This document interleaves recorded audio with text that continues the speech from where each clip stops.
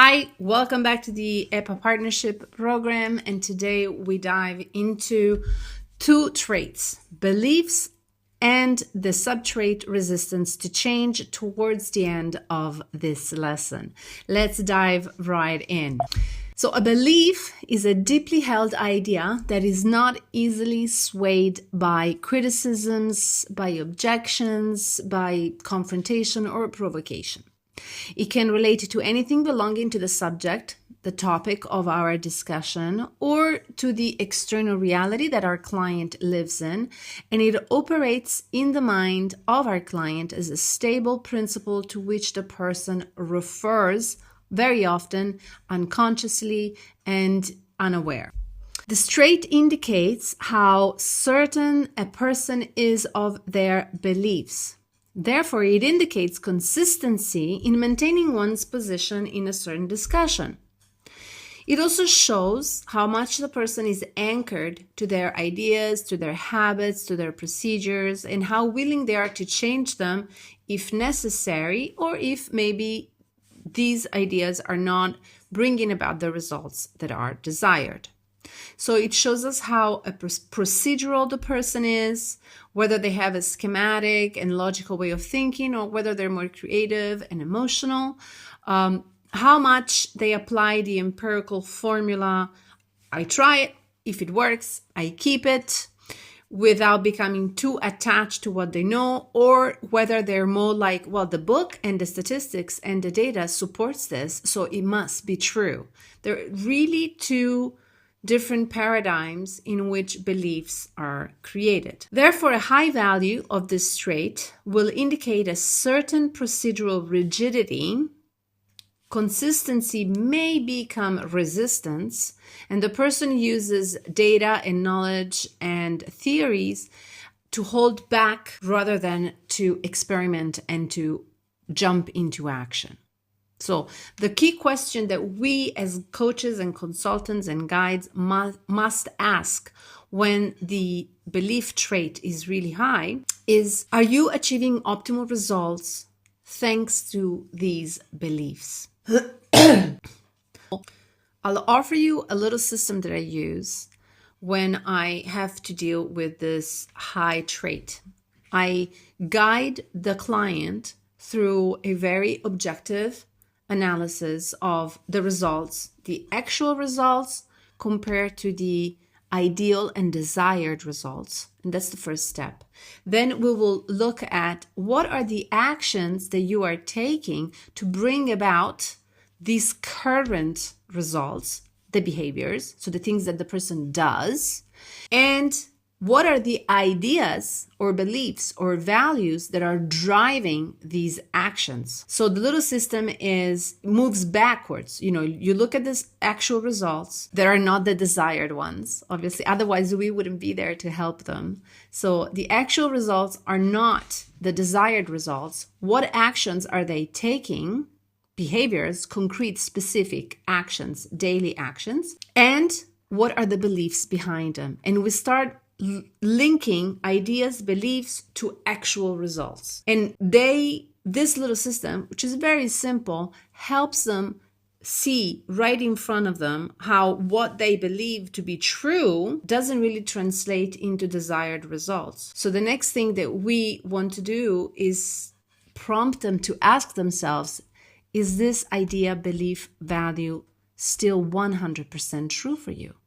Just because it was a while back doesn't mean that it is today. Let's go into that. And you start breaking down systems. There's a gap between knowing and doing in this when analyzing this trait. So when a person studies a lot and applies little, the trait of beliefs shoots up because the person replaces doing, experimenting, acting, embodying with explaining and theorizing and intellectualizing. So until a piece of information is applied, embodied, it remains theoretical. It is knowledge, but it is not know-how. The person, our client, needs to back up what they say with words because they cannot back it up with facts. So it becomes logical. For example, a person knows how to drive a car just gets in the car and drives. They don't stand there explaining how and why, and they do it, right? So the knowledge has become from theoretical. I go to driving school and I learn how to drive the car. It is now embodied. And this is real knowledge. This is real experience.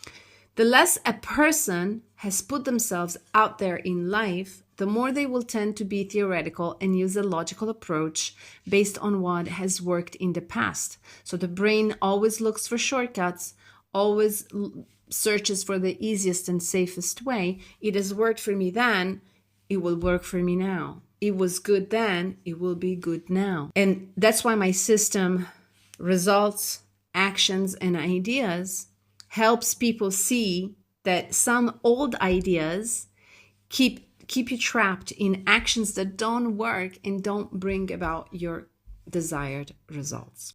Obviously, all beliefs come from knowledge. And we get into a little bit of the scores now.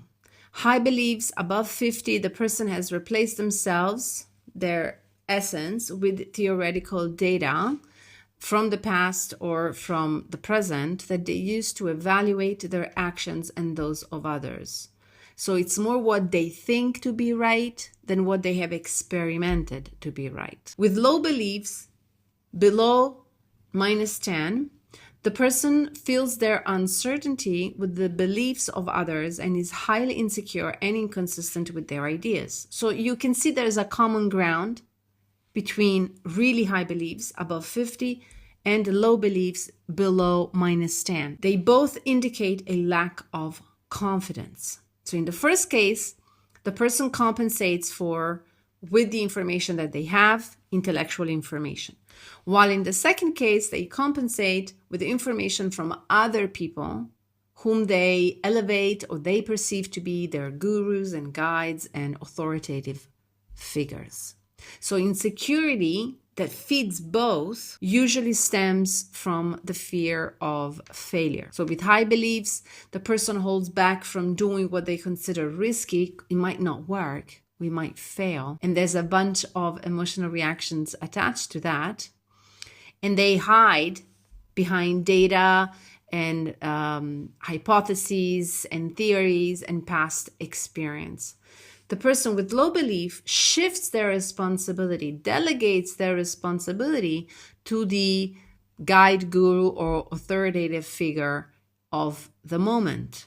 So it's the principle of transference. But true confidence, the one that we as guides want to ignite inside our clients, come from embodied knowledge. So true knowledge is the application, experimentation of learned data in a proactive way with full presence to test whether this is good for us, this brings us closer to results, this resonates with me. So it's a process of self-discovery that we as coaches and guides and consultants need to guide. Let's look at this metaphor. Imagine a person climbing to the top floor of a skyscraper to watch the traffic.